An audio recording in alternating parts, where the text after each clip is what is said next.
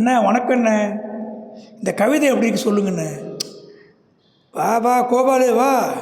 வர வர நீனு உன் ஃப்ரெண்டு ராபர்ட் கவிதை ஏதாவது எழுதினா தான் இந்த பக்கமே தலையை காட்டுற. ஆளையே பார்க்க முடியல. ரொம்ப நீ பண்ணுறதெல்லாம் என்னென்னு புரிய மாட்டேங்குது அண்ணா. அதெல்லாம் விடுங்கண்ணே, இந்த கவிதையை படிக்கிறேன் கேளுங்கண்ணே.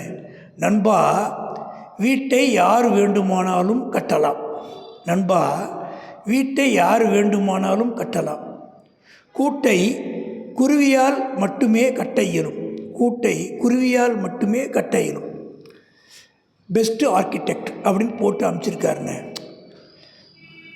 சரி, உனக்கும் உன் ஃப்ரெண்டு மேலே ஒரு பெருமை, அதனால் இந்த மாதிரி வந்து சொல்லிகிட்ருக்கேன். நான் யாரையும் குறை சொல்லலை. இதில் ஒரு விஷயம் பாரு கோவாலு. குருவி தான் கூட்டை கட்டுதுன்னு சொல்கிற. இன்னும் எத்தனை ஜென்மத்துக்கும் அப்படியே தான் இருக்கும். எந்த கருத்துக்குமே ஒரு மாறுபட்ட கருத்து இருக்கும். அதை நீ புரிஞ்சிக்க. மனுஷன் வந்து எவ்வளவோ முன்னேற்றம் வந்துச்சு, குருவி வரல.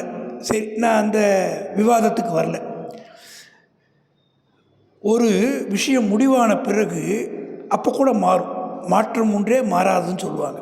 அதாவது இந்த கருத்துக்கு ஒரு தீர்ப்புக்கு வேறு ஒரு தீர்ப்பு வருது. எதுவுமே சரி கிடையாது, எதுவுமே தவறு கிடையாது. அப்போ ஒரு சின்ன கதை ஒன்று சொல்கிறேன் கேளு. அண்ணா, கவிதையை பற்றி சொல்லுங்கன்னா கதைக்கு போயிட்டீங்க. எப்பா இதில் என்னப்பா இருக்குது?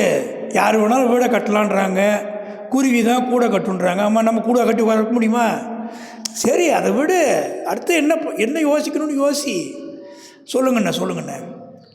இங்கிலீஷ்காரன் கவர்மெண்ட்டில் ஒருத்தனுக்கு தூக்கு தண்டனை கொடுத்துட்டாங்க. அந்த அம்மா என்ன, முகமது அலி ஜின்னா, நீ கேள்விப்பட்டிருப்பியா? ஒரு பெரிய வழக்கறிஞர், பெரிய புகழ்பெற்ற தலைவர்.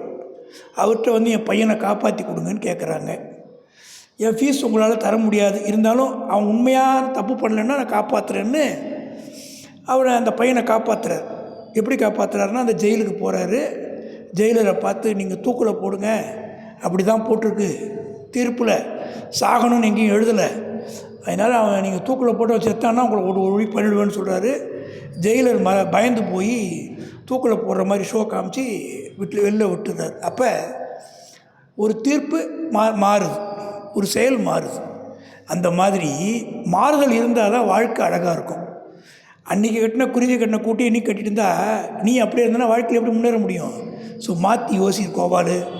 சரி, நான் வரேண்ணே.